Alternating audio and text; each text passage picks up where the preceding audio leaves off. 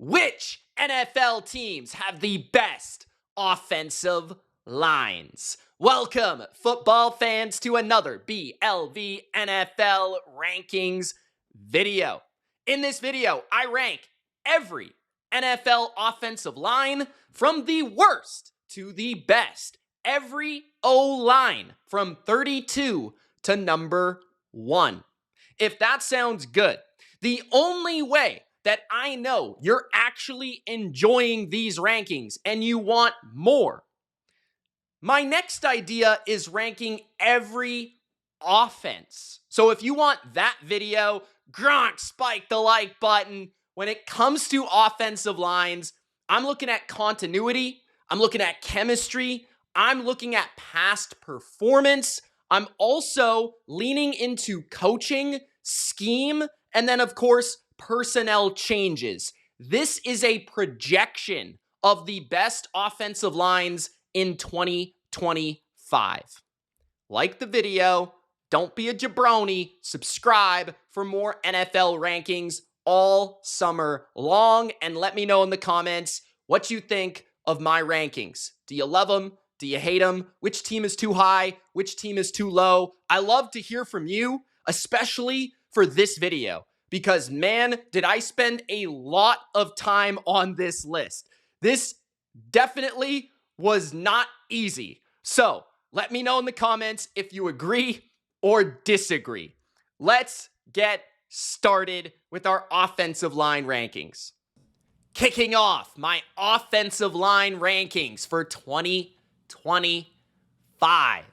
At number 32, the worst offensive line in all of football. I think you know where I'm going. It's the terrible Houston Texans. That's right. I'm sorry, Texans fans. You know I love your team and I love your roster, but this is the Achilles heel of one of the most loaded rosters in all of football. And there are major questions about whether or not the Texans will be better on the offensive line.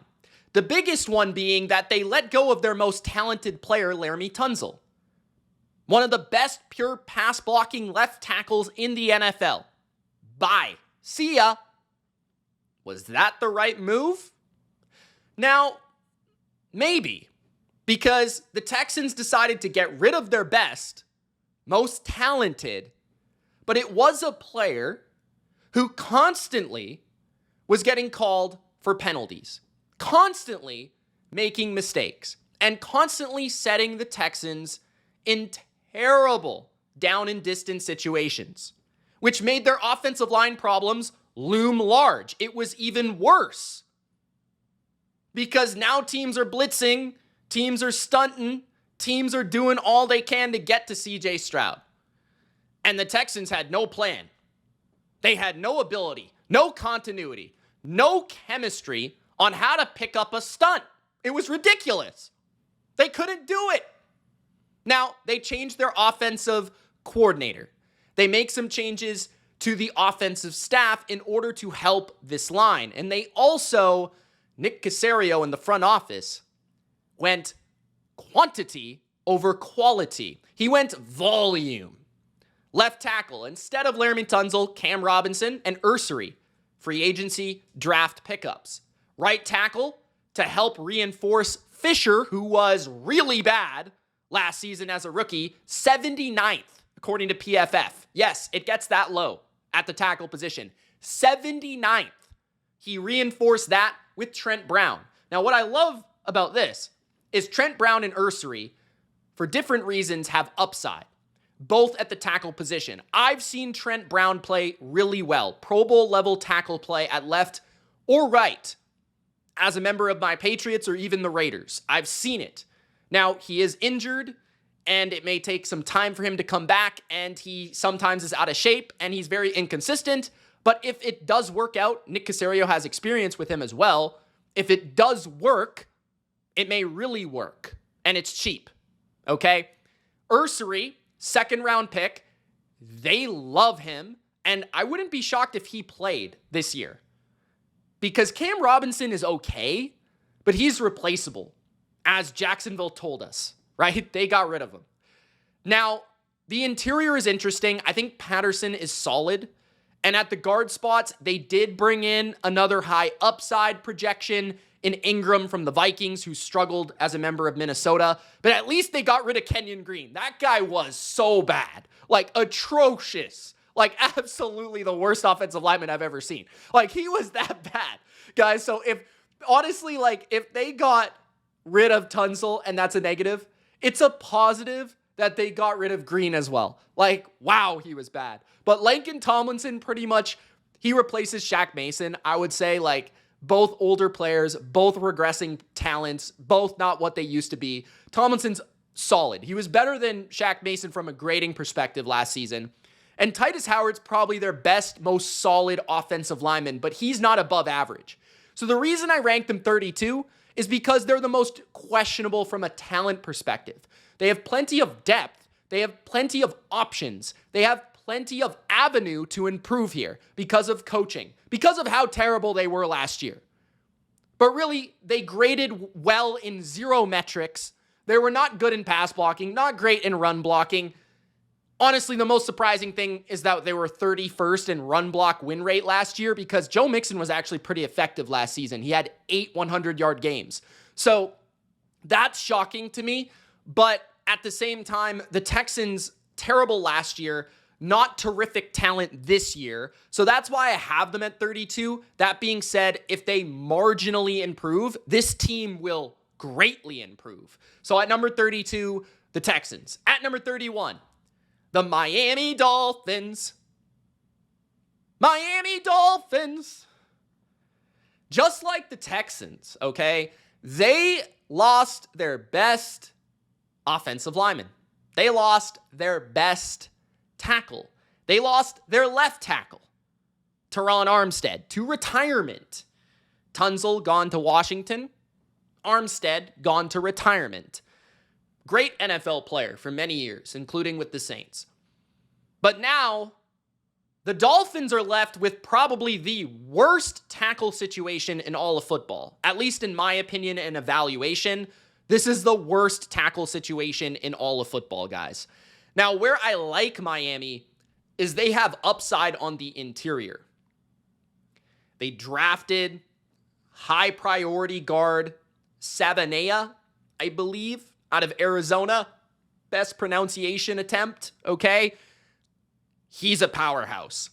At left guard, James Daniels has always been good when he's healthy, but he is coming off an Achilles tear, which is a pretty massive deal for any NFL player, but especially an offensive lineman that has to drive people forward. He's always been good, but there are questions there. At center, Aaron Brewer was actually really good last season. He graded as a top 7 center in all of football. He's very good as a run blocker, specifically. But at the tackle position, they are pathetic. Austin Jackson has never been good. I don't know why he still starts for this team. 62nd last season. And Patrick Paul is the replacement for Armstead. His second season in the NFL, very athletic, could improve with some coaching and some time, but 78th in football last year. Almost as bad as Fisher of the Texans, who was so bad. So when you're talking about the Dolphins, yes, their scheme helps them and aids them. But I'm trying to attempt this from the point of view of when they have to drop back and pass the ball beyond a couple yards and just getting rid of the ball within a second every time Tua throws a screen or an RPO. And I'm also trying to evaluate this based on the run game and the push in the run game, which has been a struggle for them up the middle. They can run the ball horizontally because they've always had good athletes and good movers on the offensive line. But I think what they're settling for and what they're looking for is that power improvement from the interior. So the tackle situation has me very concerned for Tua's health. The guard situation is an improvement, potentially, but I still think they're pretty bad. So at number 31, I have the Miami Dolphins. At number 30, the Seattle Seahawks. The Seahawks did also potentially improve this offseason. Of course, it helps to draft a first-round pick at the guard position in Zabel, who instantly will slot in at left guard and actually make their left side pretty damn awesome, potentially, if Zabel is good right away, you have Cross, who is a top 10 tackle in the NFL, according to PFF's grading last season. He's by far their best offensive lineman. Other than that, though, I'm concerned, right? Their center has very little experience, although he didn't grade poorly last season. Haynes is just not good at right guard. And then at right tackle, Lucas is fine, but not great. So I look at Seattle and I say, they'll probably improve in the run game because Kubiak's scheme will allow them to do that. And I think Kubiak gets the most out of these offensive lines, along with a lot of play action will probably also help them protect their drop back passing flaws. Seattle was really poor at picking up blitzes and stunts from the interior last year, and that got Geno Smith in trouble. The number one importance for Seattle is going to be protecting the middle of the pocket in the interior for Sam Darnold, because we know how poor Sam is under pressure. So I am still concerned about that area, especially at center and right guard. If Zabel holds it down at left guard, I'm still concerned about the right side and the right side of the interior. So I still think there are major weaknesses here. And based on last year's performance, I couldn't put them too much higher, maybe 1 or 2 spots. It's debatable, but I think around 30 feels right for them. At number 29, the Cincinnati Bengals. The Bengals also another team that have made some subtle changes, but the question is, just like Seattle, Miami, Houston, are these changes impactful? Are these changes the real changes that are going to make a difference, right? So you look at the Bengals and they swapped out Alex Kappa, who was atrocious for them, and they brought in Lucas Patrick. And Alex Kappa's been a pretty good player at times in the NFL, specifically with Tampa Bay, which got him signed with the Bengals at the same time as Ted Karras. Okay, but where I like the Bengals in comparison to a team like Seattle is I like their tackle duo and the potential upside of their tackle duo, considering that Mims was a highly touted prospect and he's entering season 2. He was actually an unexpected starter for them last year after Trent Brown went down basically right away. He went down like week 1, week 2. So that was really unfortunate for the Bengals, but Mims could really develop this year and the Twin Towers could truly take shape with Orlando Brown on the opposite side, who in my opinion is constantly better than he gets graded. Like, I don't really know why PFF hates him, but they kind of do. Also, Ted Karras is a good player at center. Like, he's good in the run game, good in the pass game, just a professional center. So I like that trio at the most important positions, in my opinion, center and tackle. And then at the guard spots, I feel like Lucas Patrick could be a solid improvement from Alex Kappa, as long as he plays about the same as he did last year, where he graded 37th in football, which might have been his best grade of his career. And then they also drafted Fairchild, who has some potential, some nastiness for the run game on the left side. So I could see where they could improve their run game to that left side, and I could see maybe where they just made their offensive line just less weakness prone, just less catastrophic on the interior, and just more solid. Right? Last season, they were 32nd in pass block win rate. Like, that's horrible. And still Joe Burrow, Jamar Chase, and T. Higgins produced the way they did. So honestly, the Bengals are just one of those teams where, kind of like Miami, their offensive line performance doesn't really even dictate how good their offense is. But at the same time, I'm still trying to separate that from my evaluation of the actual offensive line. So at number 29, the Bengals. At number 28, the New York Giants. The Giants didn't really make any moves on the offensive line this offseason, which was sort of shocking. I think it's still the weakness of this team. The offensive line and the quarterback, I guess you would say, are the weaknesses of this team. I like the tackle duo. I think you can do worse than Andrew Thomas and Jermaine Illuminor. Illuminor, I always feel, is constantly underrated as just like a very solid right tackle in the NFL. He's played for a plethora of teams, including the Raiders, the Patriots, the Giants, stayed in a similar scheme, but been solid all the way around. And then Andrew Thomas is a legit left tackle. Like, he's a top 10 left tackle in the NFL, but their interior is pretty suspect. Like, Greg Van Roten has been solid, especially for his age in recent seasons, but I mean, Runyon has never been great in his time with the Packers or the Giants. I think he looked a bit better on the Packers because of their scheme and because of the players around him.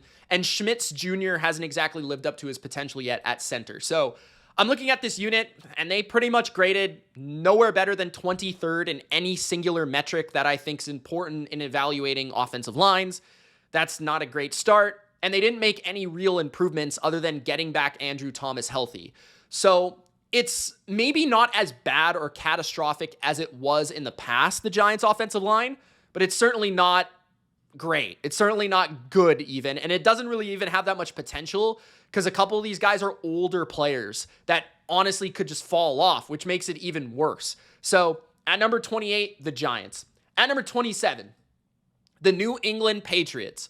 My Patriots are at 27 because I think they have some potential here, along with the fact that I do expect some improvement just from the coaching alone, like bringing in Doug Marrone, a former head coach in the NFL, to be your offensive line coach, along with Josh McDaniels and what he's done to raise the floor of offensive lines due to his scheming around offensive lines.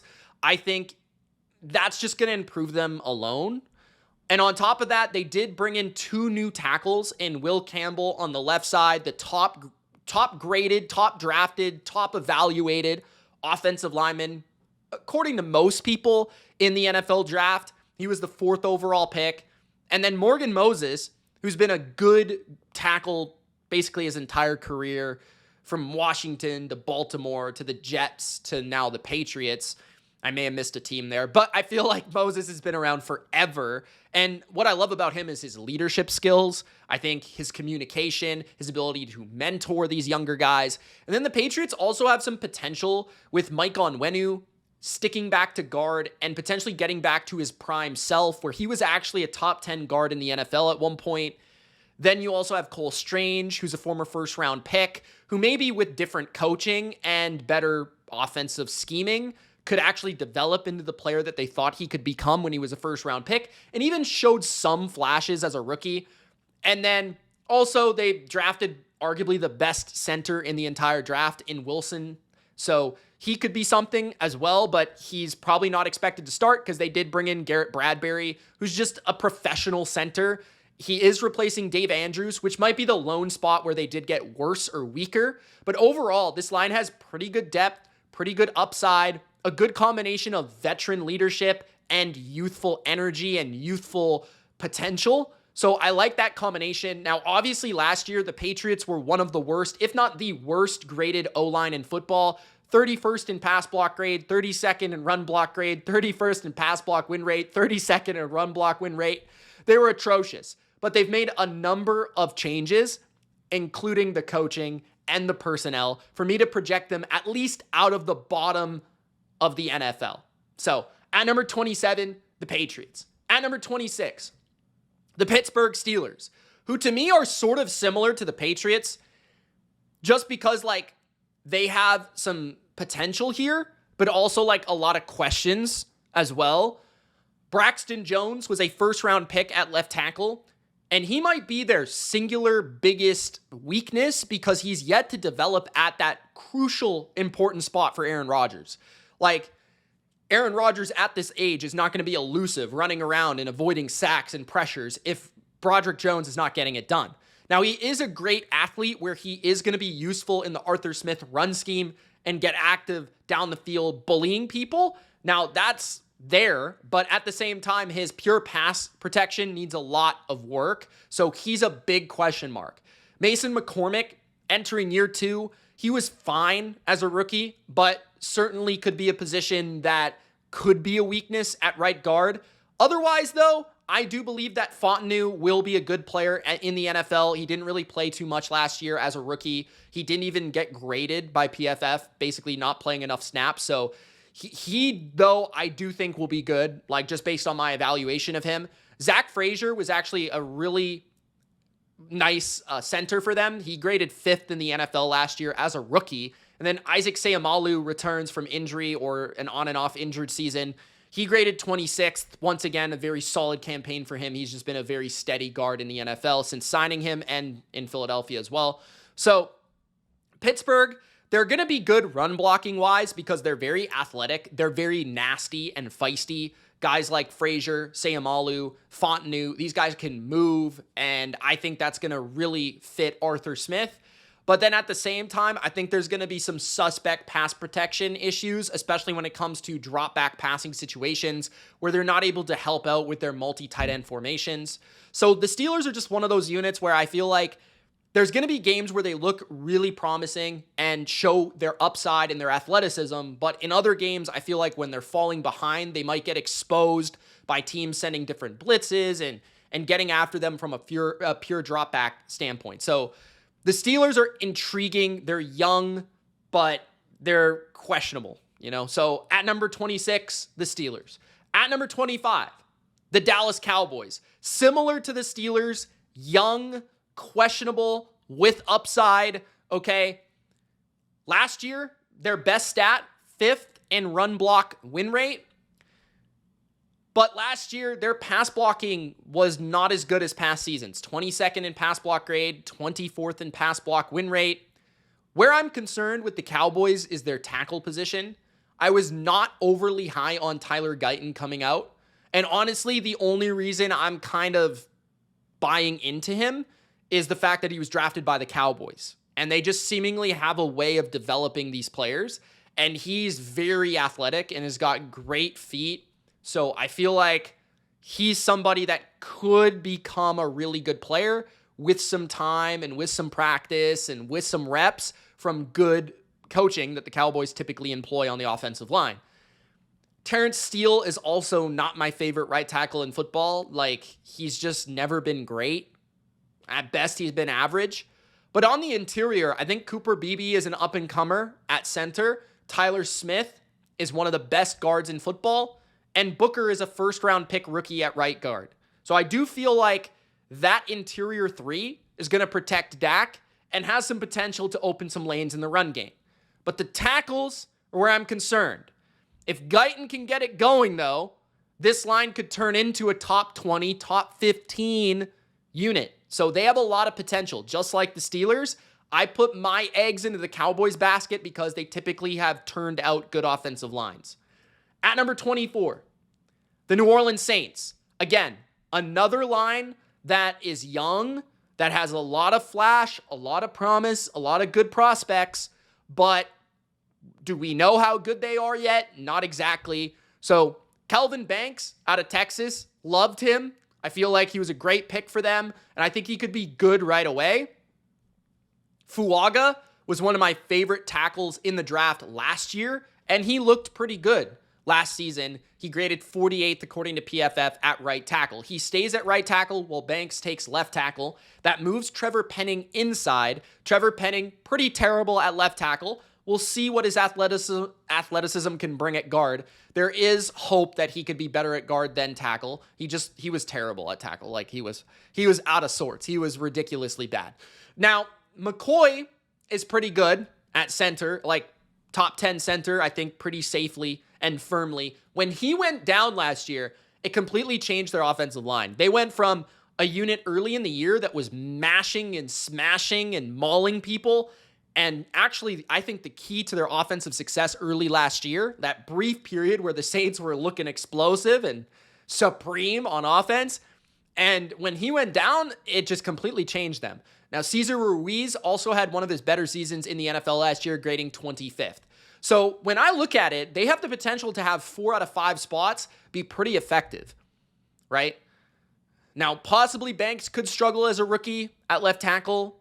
These guys typically do struggle a little bit as a rookie, or at least have some up and down roller coaster element to their game. But I definitely think the Saints have potential to be a very good unit. And I do feel like, 32nd in pass block grade last year, I do think they're definitely going to be a lot better than that. So at number 24, the New Orleans Saints, really, really liking their young tackle duo and 2 good interior linemen. That's enough for me to put them at a 24. At number 23, the Jacksonville Jags. Jacksonville is one of those units where I expect them to take a leap because of their scheme on the offense, thanks to Liam Cohen And also because Liam Cohen was able to accomplish some great things with the Bucs offensive line, which we'll talk about a little bit later. But at the same time, Jacksonville oddly graded really well in certain categories, like PFF's pass blocking efficiency. They were actually top 3 last year, and that was because they allowed the least amount of pressures in the NFL. Now, I did not do the due diligence to actually dive into the film of the Jacksonville offensive line to understand why they allowed the least amount of pressures, but it's an intriguing stat nonetheless. If you guys can help me out on that one, if you're a Jags fan, Duval, let me know. But I will say that Little at left tackle is maybe one of the breakout offensive linemen of 2025, up and coming. And I also think that their guard duo is really good in the run game. Cleveland at left guard, 35th in football last year, according to PFF. Makari, 49th, according to PFF. Both really good run blockers. So that should help them loosen up the run game and maybe allow some balance for Trevor Lawrence with those receivers on the outside. I could see this being a pretty good formula for some play action and some deep passing success. On top of that, Anton Harrison was also, I think, a high second round pick once upon a time, and he could still develop into something greater as well. Not being bad last season, and I think his first year starting 50th in football last year. So I think that their tackle duo has a lot of potential to rise and become risers in a new scheme with new coaching. I think their guard duo is really effective, especially as run blockers. Their center is their weakness. I'm not a Robert Hainsey guy. I didn't love him in Tampa Bay protecting Tom Brady, and I really haven't seen him be effective recently because he was a backup in Tampa last year, and they clearly wanted a center because they drafted one in the first round. So I'm not really sure what Cohen sees in Hainsey, maybe the versatility. Same with Makari, but as a pure center, he hasn't proven to be very effective. 32nd in football last year. But yeah, that weird pressures allowed stat is sticking in my mind. And then also the fact that I just think they have a lot of younger guys that are very solid. I don't think anyone on their line is a weak link, which the offensive line is a weak link system. And at the same time, they do have some potential to improve, especially at tackle. So that's why I have them as high as 23. At number 22, the Cleveland Browns. Now, Cleveland's one of those units that's difficult to evaluate because they've had a lot of injuries recently. They've been stripped of their great offensive line coach last offseason in Callahan, who went to Tennessee, and that clearly had an effect on their interior play of Teller, Pochich, and Benito. But Benito, that's the defensive end of the Broncos, Mitch. But Tonio, the left guard of the Cleveland Browns. So they clearly had effects of losing their coaching and how that prepared them for games. And then also, like, their tackle position was a disaster last year. They just had different guys constantly. Like, it felt like every game they had a different 5, a different combination. So that doesn't help. At the same time, though, there is the potential that exists here for one of the best interior 3 in football with the 2 awesome guards and Pochich in the middle. And then Conklin, when he plays, which is a real question mark, is a solid right tackle, but he is wearing down. And it feels like he only plays about 8 to 10 games a year now. And then DeJuan Jones is a big behemoth, mammoth of a left tackle, but he struggled last year as well. He was 77th in terms of PFF grade last season. So yeah, they were still 10th in pass block win rate. They were 14th in run block win rate, but their grading was on the opposite end of the spectrum, which is odd. 27th in pass block grade, 30th in run block grade. So which one do you really lean towards? They were 26th in pressures allowed as well. So they actually struggled a lot last year. But like I said, part of it was because of continuity. Part of it was because of coaching. Part of it was because of injuries. And I'm trying to kind of formulate everything and then also project. I feel like their depth this year is a little bit better. They brought in a nice swing tackle that used to play. I think it's Cornelius Lucas, who used to play for the Commanders, who's fine, solid. If somebody does go down, like Conklin, for example, probably will. So I'm also baking in that probably Conklin will get hurt at some point. So, and they're also old, so regression is very possible. And then also they brought in Tevin Jenkins, who was actually graded very well last year, and I'm surprised he didn't get a starting caliber contract by one of these offensive line needy teams like the Bengals, for example. I'm surprised he didn't get signed there. But regardless, the Browns, very effective depth signing there. So I like the improvement with the depth, which I think raises the floor. But at the same time, I think the ability to drop off the cliff due to the tackle insecurity is a big deal. So that I'm trying to balance this. That's why I have them at number 22. This is a far cry from the line that was probably the best in football like 2 or 3 years ago. So at number 22, Cleveland. At number 21, the Las Vegas Raiders. I kind of see this as like a tier difference here, or like we're moving into a tier of lines that I think has massive potential. The Raiders are a line that I think was just very mediocre last year, solid, that I think could take a big leap this year. I think part of it is that Jackson Powers Johnson is going to be their new center, and I was a big fan of him out of Oregon. I feel like he's a good center, and I think he's going to help their pass protection. I really was a fan of his anchor, his power, and I'm really intrigued by Chip Kelly as well as the new offensive coordinator and how that's really going to help the offensive line. So I'm intrigued by that. If they do have a weakness, it's the right side of the line. Alex Kappa is projected to be their right guard. Based on grading, it doesn't make a lot of sense because Kappa was terrible last year compared to somebody like Meredith, who was actually graded extremely well. But that being said, Alex Kappa, like I've said previously, Tom Brady having some influence, having some of the Tampa front office members, they know Alex Kappa from their days in Tampa Bay, and I think he'll be a better player for them, and I think he'll be a better fit for Chip Kelly based on his game of his power, okay? And then also, Glaze is just a fine right tackle who's not, one of the most athletic or gifted, but he wasn't bad last year, grading 45th. Their left side, though, is really good. Colton Miller has consistently been a borderline top 10 left tackle in football, and Parham also graded in the top 20 for guards. So their left is good, their center is promising, their right is a little suspect, but they also drafted quite a few offensive linemen with a lot of upside and intrigue, and they also have really good depth. So I feel like the Raiders have a good mixture of proven, solidified forces and also youthful elements for me to be intrigued along with the scheme improvement that they'll see in 2025. So at number 21, there it is. At number 20, entering the top 20, we have the Kansas City Chiefs, who honestly, I started off my evaluation of the Chiefs thinking they would be 16, 15 range, but they just have a major weakness, which is potentially the left side of the line, but then also potentially just tackle in general. I am not a fan of Jawan Taylor. I think Jawan Taylor, if it were not for the fact that they let him cheat on almost every single play of an NFL game, I think he would be unplayable. He is catastrophic at times. He false starts on every play of the game, and he's just very inconsistent. I think he's a decent run blocker because he's very athletic, but as a pass blocker, he's extremely inconsistent. So Jawan Taylor, when left on an island, is a problem.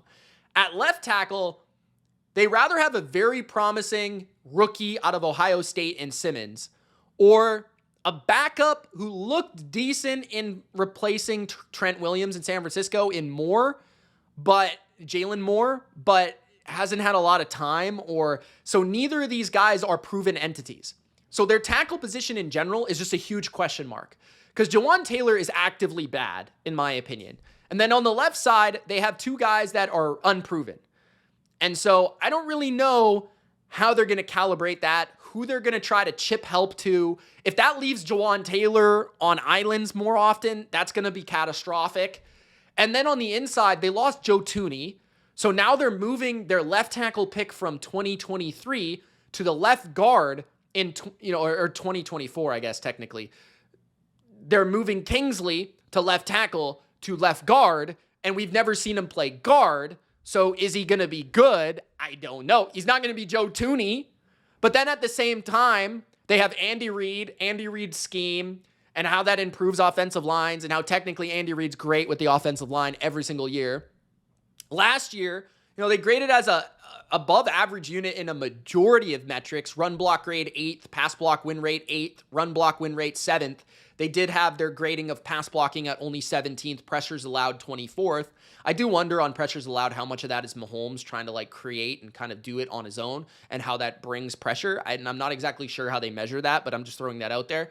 At the same time, though, they do have two elite players. Trey Smith just got signed to a ridiculous contract at guard, and then obviously Creed Humphrey is by most people, the best center in football. I think clearly now that Frank Ragnow is retired, I think he's clearly the best center in football. It's not really that close. So they do have two awesome players on the inside, which keep Mahomes insulated from the inside.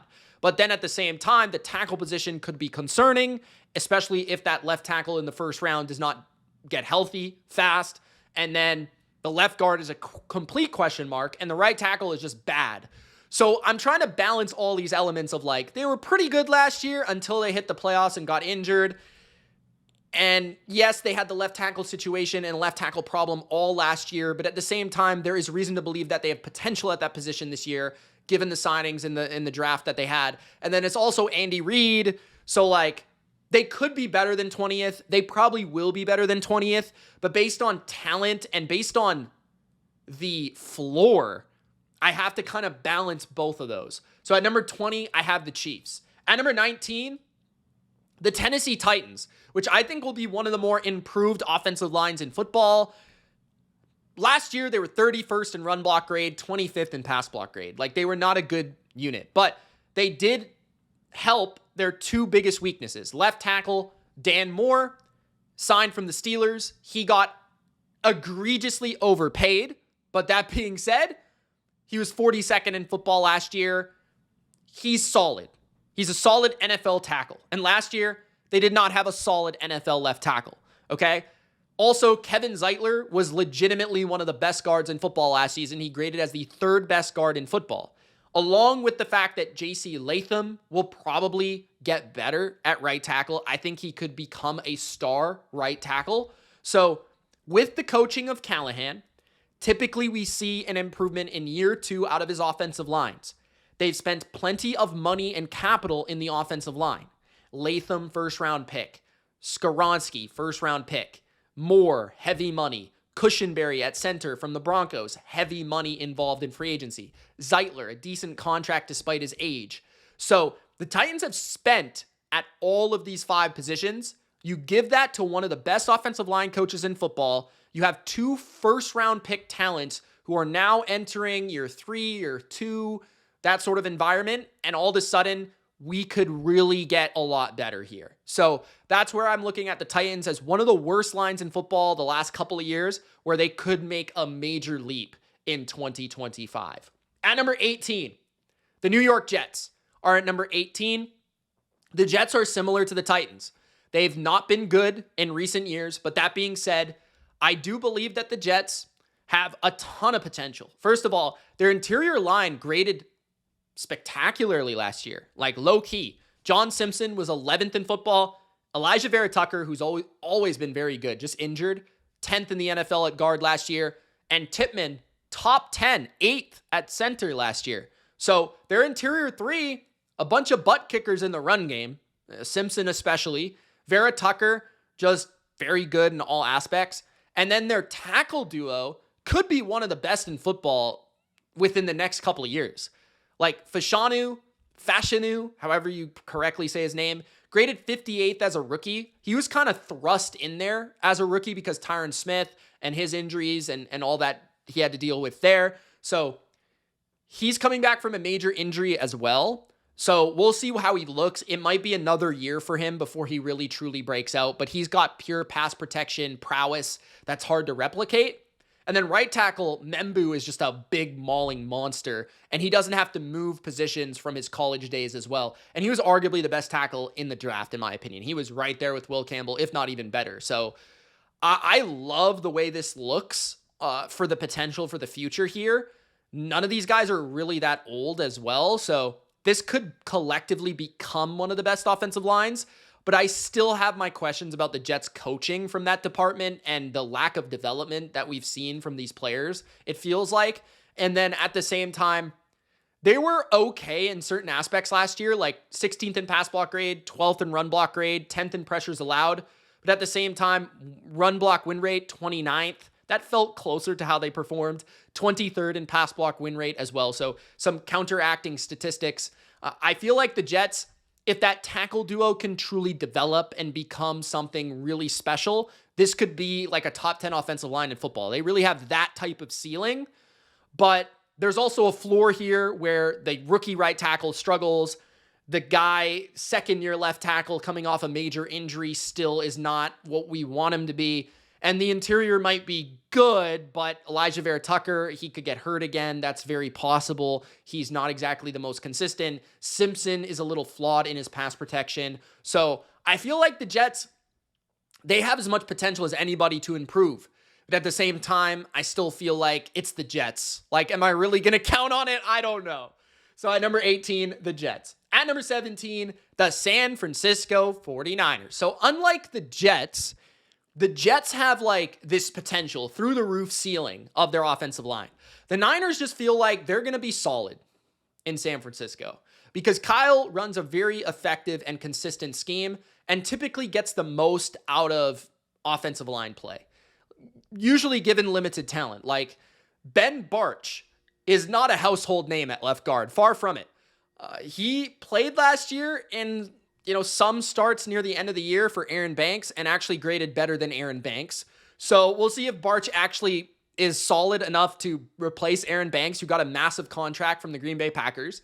Jake Brendel at center is constantly picked on by the fan base as being atrocious. But despite that, PFF still ranked him as a mediocre center, 17th in the NFL. He does have some issues, I would say, especially at picking up some blitzes and some stunts, but he's played better than he did last year. I'll say that. I think McKivitz is the guy that's constantly miscast. He was actually pretty good last year, grading 34th at right tackle. And then they do have two really good players. Trent Williams is still maybe the best left tackle when he plays in the NFL. And then Dominic Pooney could be one of the top 5 guards in the NFL after a spectacular rookie season. And he's an awesome run blocker. And the Niners are always really good run blocking. Last year, 3rd in run block grade last season, okay? And they're also 11th in pass block grade and 14th in pass block win rate for what it's worth, and 8th in pressures allowed. Despite the injuries that they had multiple injuries across the offensive line throughout the season, including Trent Williams missing multiple games, Aaron Banks missing games, right? So they had a lot of, I think even McKivitz missed some games. So for the 49ers, I think that they have 3 players I know are pretty good to really good.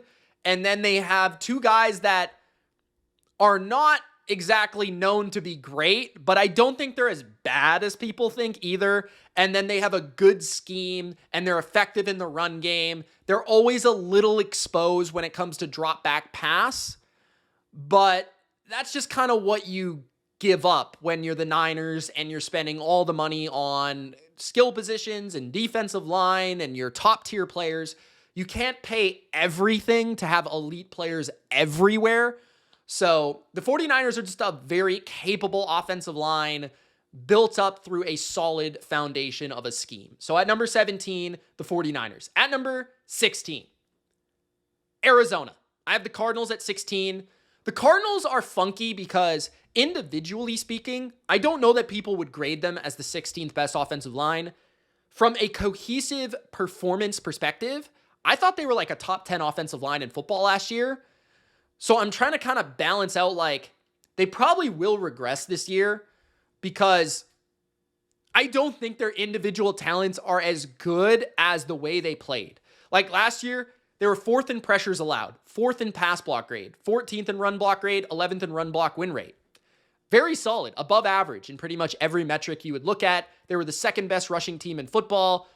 James Conner leading the way there, right? And a lot of that has to do with Petzing, and I feel like his scheme, and they're a very unique run game. Like, they use their offensive line, pulling a lot, right? Getting in space, a lot of unique stuff in the run game for this team. And I think that really makes lesser talents more effective.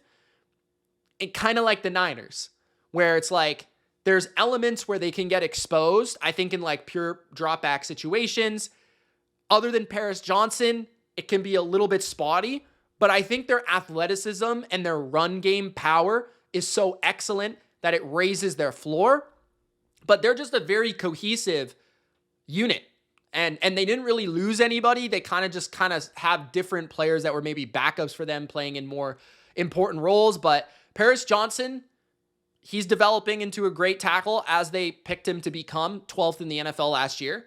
Froholt being the surprise, unsung, underrated player at center, 6th in football grade last year. Jonah Williams returns, hopefully healthy, 38th in the NFL last year when he played. He didn't even play the whole year last year, so they had to deal with that. Evan Brown is a good, versatile lineman, solid, 30th in football last year. Isaiah Adams, 52nd. Okay, so they don't really have a weak link as well, which I also like. So it's kind of a collaboration here for the Cardinals when it comes to scheme, no weak links, solid foundation, and their stats last year, the way they schemed up last year, the way they just played together last year, I have enough faith to rank them as a average to above average unit in the NFL. At number 15, the Washington Commanders, who I think are a lot like the Cardinals. As a 5-man unit, individually, they're not super amazing, right? Like last year, if you would have went into the season grading the offensive lines, I think the Commanders would have been bottom 5 in the NFL, maybe even bottom 2, right? They were not a good offensive line on paper, but Cliff Kingsbury really did the most with this offensive line and did what they're most effective at, okay? And now you add Laramie Tunsil at left tackle, and all of a sudden, this line that was 2nd in run block win rate and 9th in pass block win rate, they could be even better this year. You move Brandon Coleman in from tackle to guard. We'll see how he develops at that position. Sam Cosmi is injured, so there's an asterisk next to his name. But they did draft a tackle in the first round, giving them more depth in Connerly out of Oregon, who I loved his upside, maybe not ready to play right away, but we'll see. Wiley also, like they could move Andrew Wiley to the guard position and put Connerly at right tackle if they want to do that. I'm not exactly sure what they're going to do. Tyler Biadasz, I think, is a good center in the league, and they signed him last year from Dallas, played very well for them in year 1. And I just felt like Jaden Daniels always had enough time to throw. I felt like in their screen and RPO game, this offensive line was always very active. I felt like in the run game, they make average to below average running back talents look really, really good. And I love how athletic they are. I love how they move. Laramie Tunsil is going to give them a guy where at left tackle, they can slide protections to other aspects and other spots because Tunsil can take care of his own at left tackle. That's really going to improve their pure pass blocking situations. So yeah, a unit that I just thought really exceeded expectations last year. I think maybe they regress in some aspects, but I feel like given where they've improved, how much emphasis they've put in the draft, in free agency, in trades into this unit, I don't really see why they would regress. So even if people thought they weren't going to be good last year, I think that was just a miscalculation of how Cliff's scheme would add up to these players playing inside this system. So a lot like the Cardinals, I just feel like they clearly have a grasp of how these players fit together and how they coordinate together. So at number 15, the Commanders. At number 14, the Baltimore Ravens.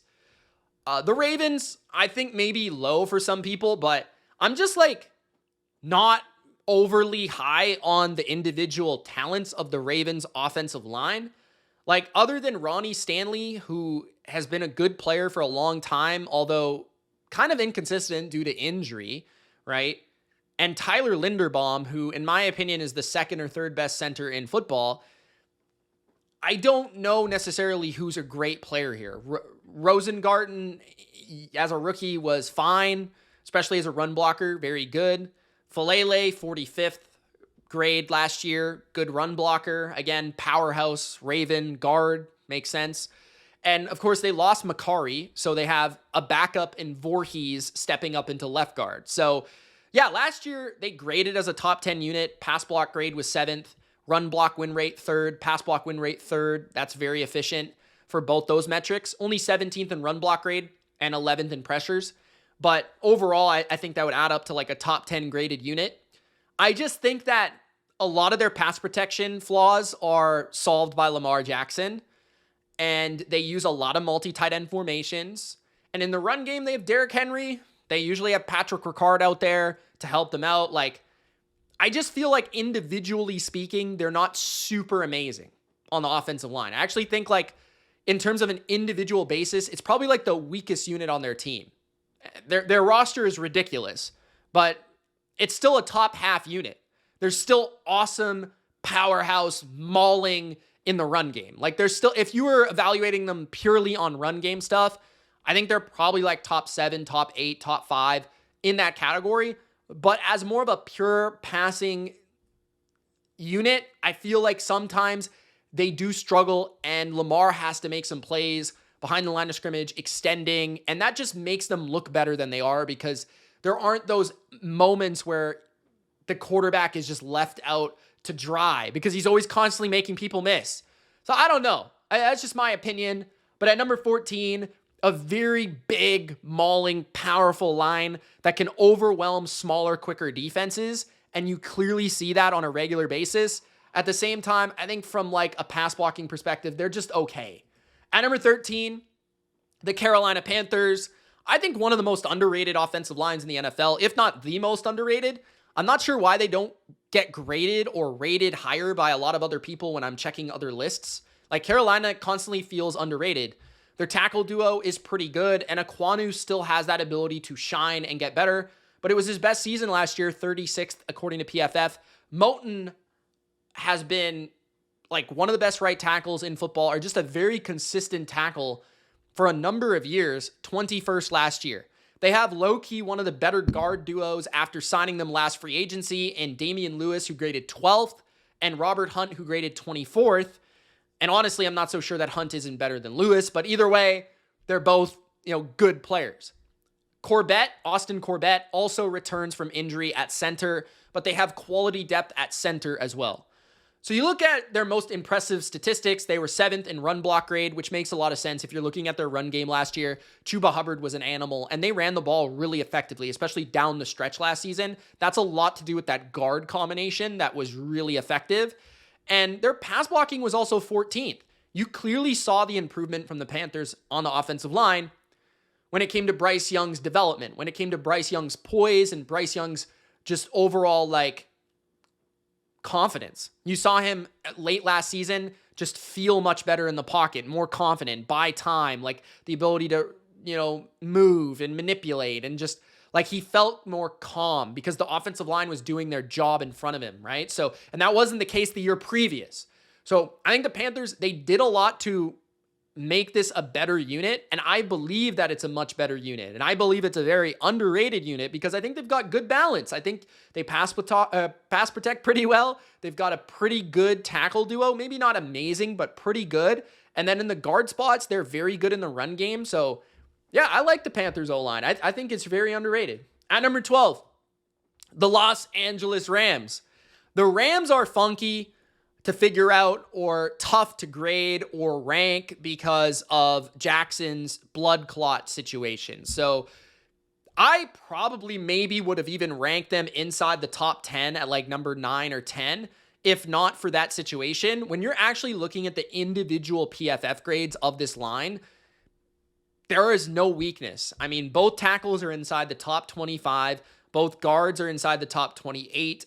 And Dotson is a top 10 guard in football. And Coleman Shelton, who returns to the Rams, was 12th in the NFL last year, playing over 1,000 snaps last season. So the Rams across the board have a very good line. Now, where I do think the Rams at times are overrated as an offensive line is they are not the most overwhelming, mauling, controlling offensive line. I think they're much more based on technique, feet, overall, just like they protect well, they coordinate together very effectively, and I think they're better as a pass blocking line, and I think the scheme does a lot to help them out. I think as a run blocking line recently, they've been good, but I don't think they're one of those lines that scares a defense where they just maul everybody. I don't see them that way. Maybe that's just me. Now, part of the problem with their stats last year is that they had a lot of injuries. Specifically, I think at tackle, they had quite a few injuries, if I'm not mistaken. You guys can correct me if I'm wrong. I'm pretty sure tackle early in the year was pretty catastrophic for the Rams. So that was a problem for them. So that's where the grading is going to look a little off. But to me, I just think the Rams always stand out in terms of their continuity, their coordination, how they play within the scheme, how versatile they are in terms of their run scheme. And then also they're just very steady in the pass game. They're not overwhelming. but they're just like, they never really give up easy blitzes, easy, like big exposed Stafford getting popped or whatever. Like, I never really see that. I haven't seen that in quite some time from the Rams. So they're a very solid unit, like across the board. They probably don't have an elite player, but they also don't have a bad one either. And I guess the ceiling or floor will be determined by the left tackle situation and Jackson's health. If they do lose him, that will move this team down the list because their left tackle depth isn't quite as good as you would hope. So at number 12, the Rams. At number 11, the Indianapolis Colts. The Colts are at number 11. The Colts have some changes across their offensive line at center and right guard. They lost Will Fries and they lost Ryan Kelly to the Minnesota Vikings. Both went to the Vikings. Their other three players in Smith at right tackle has been a good right tackle for years. Quentin Nelson arguably had his best season of his career, or one of the best seasons of his career last year. And then left tackle Raymond was a top 8 graded tackle in football. So they have 3 really good players, and then they have 2 question marks. But both those players didn't grade poorly at all. At guard, top 47. At center, top 16. So not terrible, okay? But what I like about the Colts in comparison to the Rams is I just feel like when I watch the Colts, they have this overwhelming sense of like just powerhouse, control the game, maul you, just move you. And I feel like the Colts, that element of the Rams doesn't feel like it's quite there for me all the time. For the Colts, it feels like when they're really together and they're healthy and they're coordinated, they just like control the game and they dictate the pace and they make the players, whether it's the quarterback, the offense, a lot better because this unit is controlling the game. So I think the Colts do have that sense about them, but I am a little bit concerned about their center and their right guard and those changes. That being said, the Colts seem confident in those changes, and the Colts are very good with offensive line personnel, evaluation, then also in terms of coaching. So they have one of the best, if not the best guard in the NFL. They have a really good tackle duo. So, yeah, the Colts have consistently been a good line. 10th in pass block, 4th in run block last year, 4th in run block win rate, one of the best run blocking lines in football. I have them at number 11.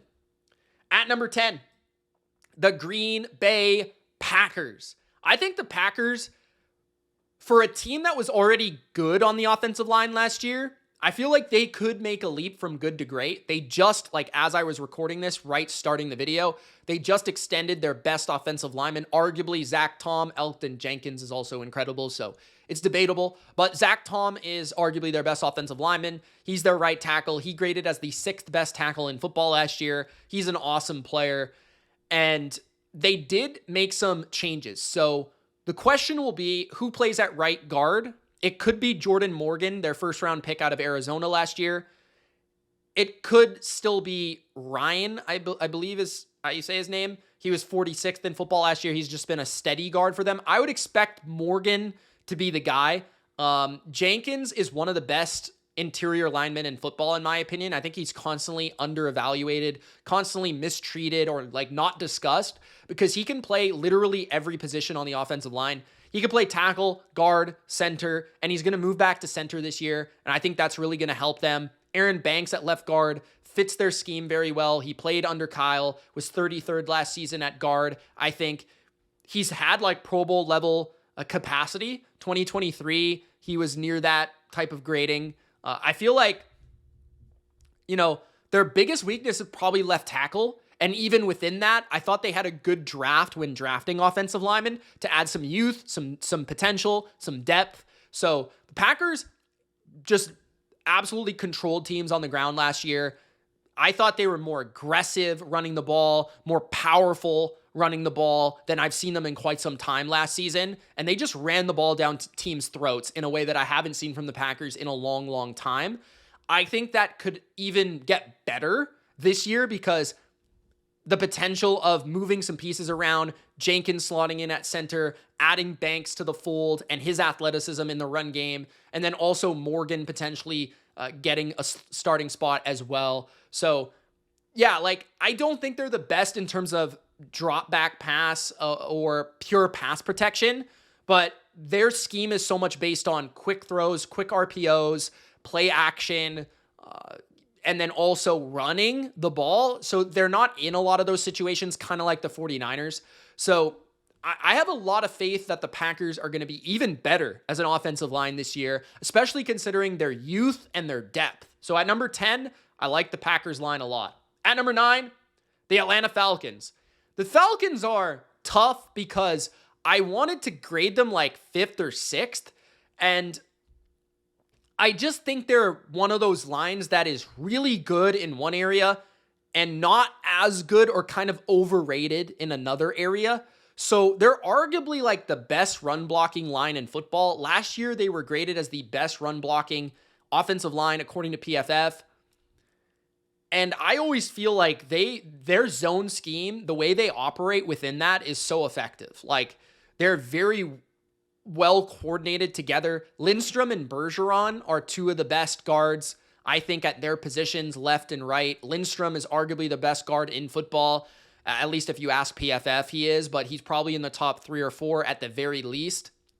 Bergeron is really developing. Their tackle duo is not phenomenal or overpowering or anything, but they're both good. Caleb McGarry graded 29th and Matthews graded 15th. And Matthews has consistently been a top 20 tackle in the NFL, like every year of his career. And he's been there for a long time, it feels like.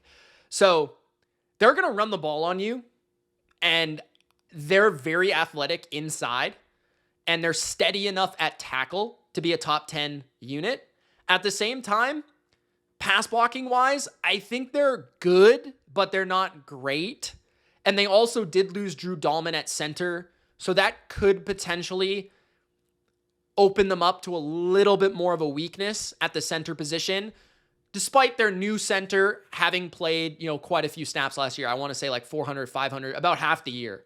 Okay, so the Falcons, easily a top 10 unit, no doubt in my mind, especially because of how good they are running the ball.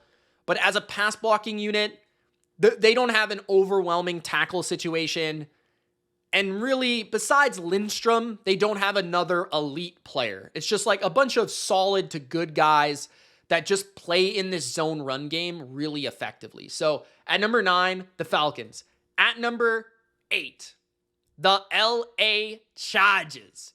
Now the Falcons may be more consistent and more projectable to a top 10 placement on this list, but the Chargers have more upside. The Chargers have Slater and Alt, who could be the best tackle duo in football as soon as next year. Alt was seen as a borderline generational tackle prospect. He graded as a rookie 24th, which is extremely promising because tackles who are rookies, especially guys that move from left to right, Alt did that in year 1. And some people would argue that his evaluation, he was even better than 24th. But, that's pretty impressive for a rookie to do that. And Slater remained at left tackle, graded 2nd in the NFL. So he's a top 5 tackle in the NFL, no matter how you slice it. So it could be a top tackle duo, like the top tackle duo in the NFL this year. And that wouldn't be that surprising. But the interior is a bit interesting. So the plan is to move Zion Johnson from guard to center, which could make him a better player. He hasn't quite lived up to his first round projection. And I think the thought is that if you make him move a little bit less and allow him to anchor and use his power a little bit more at center, he'll be a better player, specifically in Greg Roman's run game. They brought in Mekhi Becton, who at best is like a absolute mauling, game-changing run-blocking guard. But at his worst, he's never on the field because he's hurt. Okay? And he was an okay kind of up and down tackle with the Jets. But at guard with the Eagles, he was like a big factor in the Saquon Barkley season. Okay? He was really good. Okay? Bradley Bozeman is projected to be their left guard, but I don't remember the last time he played guard in the NFL. He's been a center for so long for the Ravens, the Chargers, and I believe the Panthers. I don't remember the last time he played guard. I don't know if they want him to play guard, if they think they're just going to try Johnson at center, and if it doesn't work, they'll play him at guard. They also signed Andre James. Maybe they could play Pipkins at guard. That's also a possibility, I guess. So I don't know. The Chargers have questions on the inside, and so it makes them very hard to project there. But given how good their tackle duo is, given the potential of Becton and Johnson together in the middle, I feel like this could be a top 3 offensive line in football this year. At the same time, though, if the interior still struggles like the way they did against the Texans in the playoffs, then they could be kind of overrated. So that's why I have them at number 8. At number 7, the Detroit Lions. So this feels low for the Lions, but we have to remember that the Lions lost a couple pieces, okay? So they lost Kevin Zeitler, who I talked about was graded as the 3rd best guard in football last year. They lost Frank Ragnow, who was the 2nd best center in the NFL. So they lost a really good guard, like a Pro Bowl caliber guard, in pretty much every place he's been. He's been really good everywhere. Like the Lions, the Ravens, the Bengals, the Giants. He's been like a Pro Bowl caliber guard for years, okay? Ragnow has been a all-pro caliber center. And now they're inserting a rookie and an unknown second year in Mahogany. So Ratledge and Mahogany. Then they got to figure out, where are those guys going to play? Is Ratledge going to play center to replace Ragnow and the potential there? Or is Glasgow going to be the guy that plays center because he's played guard and center? But for the Lions, I believe he's played center in spurts when Ragnow was injured, but he's primarily played guard. So I don't know. They kind of got to figure out what's going to happen there. But at the same time, I have faith in the Lions offensive line because they have really good coaching. They do have really good tackles. Okay, Penei Sewell is a top 3 tackle in the NFL, in my opinion. Top 3, top 4. Okay, he's right there. Then Decker has been good for a very long time on the left and honestly gets overlooked by Sewell. He was graded 23rd last year and is probably a top 20 tackle in the NFL.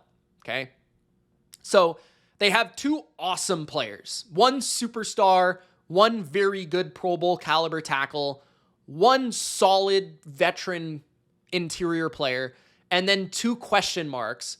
But one was pretty highly drafted in Ratledge, who I think was a 2nd round pick, and does have some potential as a Lions run blocking monster. And Mahogany did play well and grade well last year. It's just that he was kind of hidden, sort of. He was given some help if you watch the games. But so you're trying to balance how great they've been with the losses they've had with the potential of the new players. So it's really difficult for me to figure this one out. But the Lions are still a top 10 offensive line. No doubt. Anywhere outside the top 10 is egregious. You could argue they could still be a top 5 unit, but they would have to hit on multiple question marks, right? And I do think that they've constantly proven they can find good depth. Like Dan Skipper, for example, has been solid when he's had to play at tackle. So the Lions, still very good, just not overwhelmingly incredible the way they were the last 2 years. Okay, so at number 7, the Lions. At number 6, the Chicago Bears, which is probably going to make some Lions fans angry. But the biggest thing I want to say about the Bears, because a lot of people watching this video are going to say the Bears sucked last year, like they have a lot to prove. That's actually not true, guys. I can go through a plethora of statistics or grades to prove that the Bears were not a bad offensive line last year. First of all, their tackle duo, which got scrutinized, were both graded in the top 22 by PFF. Braxton Jones, 22nd. Darnell Wright, a first-round pick, top 10 pick in the NFL draft. Proven talent, 16th in the NFL. Okay? Then, pass block grade was 8th. Run block grade was 15th. Pass block win rate was 15th. Run block win rate was 8th. The reverse, weirdly enough. And then they were 20th in pressures. Okay? So you take that tackle duo, which is young, still potentially getting better. Like Wright could become a top 10 tackle in the NFL, and it wouldn't be that surprising, but remaining top 20 would be solid. And Jones is, I think, just underrated. People think he sucks. He doesn't suck. The fact of the matter is, Caleb Williams brought a lot of his own pressure last year, kind of like Justin Fields. So this line has been getting a bad reputation based on the quarterback play, based on how their quarterbacks behind them have played and their style of play and how long they hold the ball. On top of that, the interior is now one of the best in football from a pure talent perspective. Drew Dahlman last year graded 4th at center and has been graded in the top 5 multiple seasons in his career with the Falcons. Joe Thuney is a Hall of Fame guard, and Jonah Jackson has been a Pro Bowler in Ben Johnson's offense in his career. So their interior 3 is a massive improvement and one of the best in the NFL. And their tackle duo is young and solid. Maybe not electric or amazing, but solid nonetheless, okay?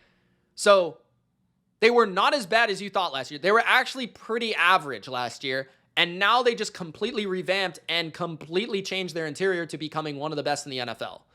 So with Ben Johnson coordinating that and his scheme, and now the new offensive line coach, the former Saints offensive line coach under Sean Payton, who constantly had good offensive lines, this is going to be a good offensive line. That's why I have them as high as number 6. Entering the top 5. Now, this is a tricky one, but I have Tampa Bay. And the reasons it's tricky is because of Tristan Wirfs. Tristan Wirfs could be out for the first few weeks. It looks like Charlie Heck is going to be the replacement, played for the Cardinals, the 49ers last year. He's not terrible. He can get the job done. Now, he's not Tristan Wirfs, who in my opinion is the best tackle in the NFL, especially from a pass blocking perspective, where he did not allow a sack last year. He allowed 1 quarterback hit in the entire season. He's amazing, okay?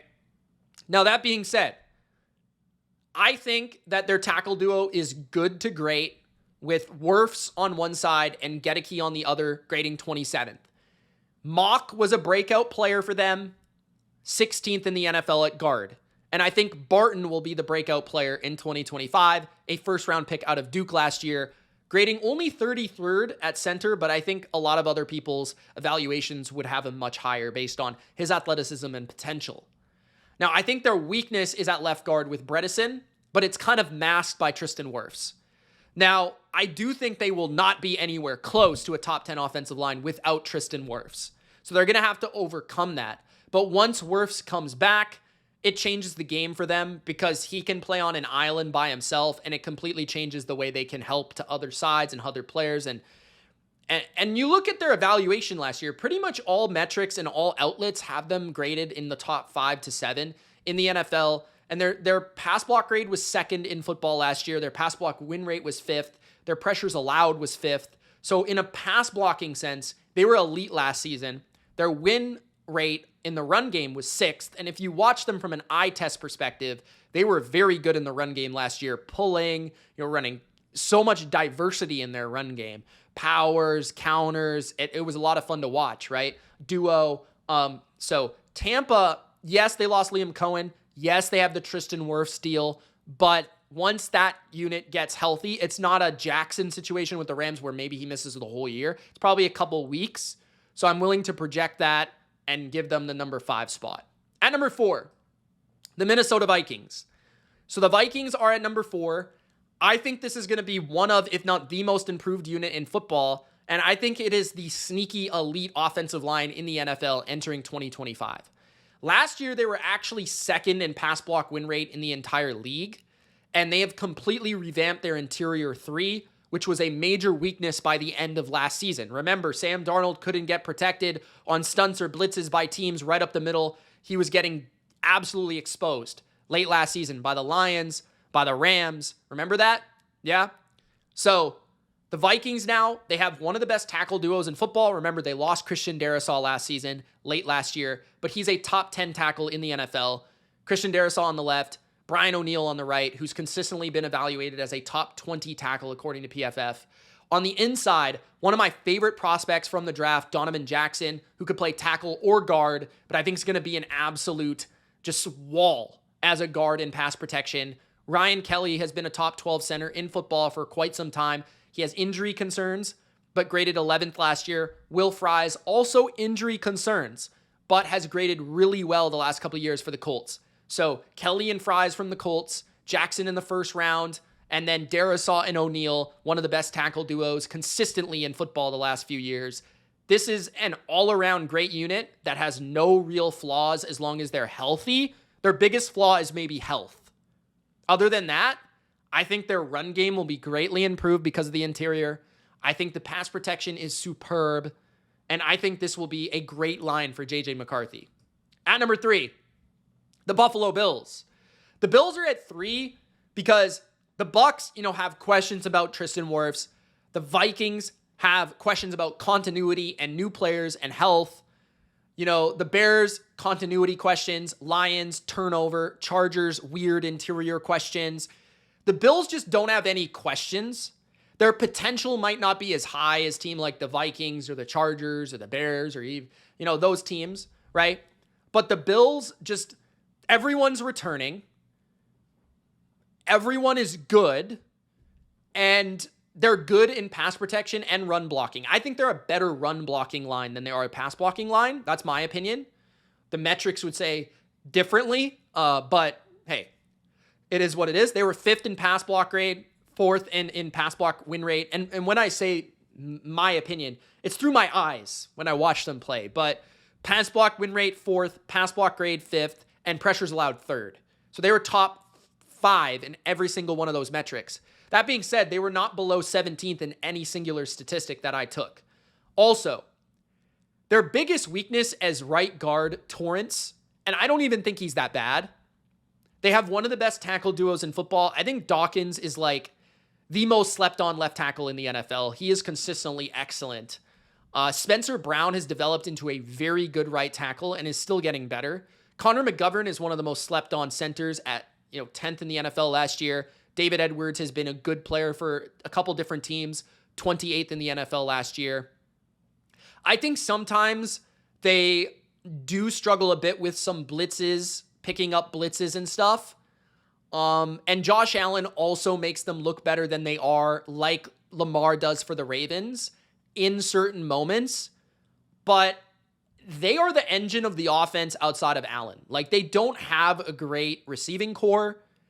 I think their running backs are good, but not otherworldly, right? Like, the offensive line and Josh Allen is what makes this offense hum.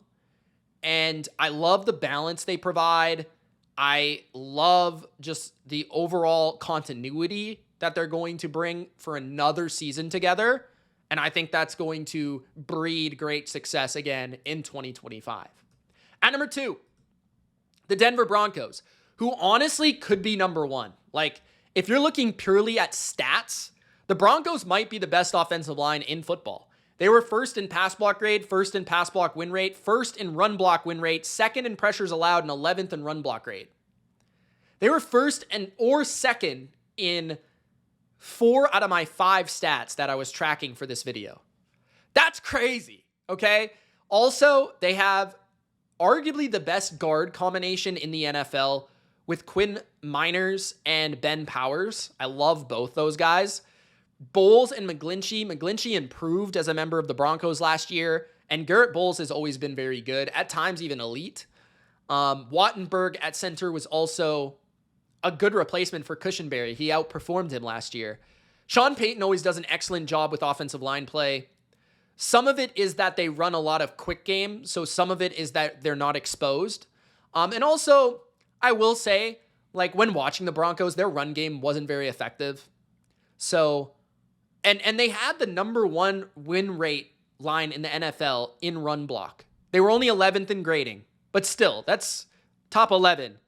So, my eye test didn't match that. So that's maybe why I didn't project them as number 1. They also don't have multiple, I guess you could say they have multiple very good players, but they don't have like multiple elite players, I think, like the Eagles do. who are my number one, obviously. So there's slight differences here. But if the Broncos were the best offensive line in football next year, I wouldn't be that surprised. They're going to be cohesive. They're going to be, even more experienced together. And that's a big thing to have, right? Last year, I think they brought in McGlinchey and Wattenberg, if I'm not mistaken. Like they brought in those two guys. So this year they're going to have everybody together. So that's the Broncos. Broncos are really good. They're in a tier with the Eagles. Let's just put it that way. It's not just a tier by themselves, the Eagles. Okay. At number one, the Eagles. So the Eagles are at number one because I just think there's no line in football that when you just watch them with the pure eye test, I don't care what the stats are, they just kick everyone's butt every single week. Like they dominate every single week, especially in the run game, just overpowering people. They could run the ball on inside zone literally 20 times a game and win the game. Like there's just not a lot of offensive lines that are like that. At their best, they just completely control the game, completely maul their opponent, completely overwhelm their opponent. And then even in pass protection, like Jalen Hurts holds the ball longer than any quarterback in the NFL. If that did not happen, their stats would look a lot better than it did. Like almost all their sacks are a result of Jalen Hurts knowing he has the best offensive line in football and holding the ball. That's pretty much all of their sacks that they allow. Mailata and Johnson are the best tackle duo in football. You could argue one is better than the other. Mailata last year was graded as the best tackle in football, but many people, including Eagles fans, would say Lane Johnson is better. Okay? Landon Dickerson is a Pro Bowl caliber left guard. Juergens is on his way to becoming a Pro Bowl caliber center. Their biggest weakness is Steen at right guard, who only graded 75th, and that's a bit of concern, right? Like Becton was incredible for them. He was a top 20 guard last year. And even in the Super Bowl, you saw a little bit of the decline from the line when Becton left the game from a run blocking standpoint. So maybe they have a little bit less potential to overpower and dictate the game. But still, Steen is seen as a solid prospect and has looked fine when he's been on the field. So the Eagles are incredibly well coached. They have a dominant tackle duo who play on islands all the time. And that allows their guard, center guard to be effective on the inside together. So yeah, they're just incredible. They are one of the best, most imposing offensive lines in recent NFL history. So at number one, the Eagles. There is my list of every offensive line ranked from the worst to the best. If you enjoyed, Gronk, spike the like button. Don't forget to subscribe and let me know in the comments your thoughts. It's Mitch. Deuces.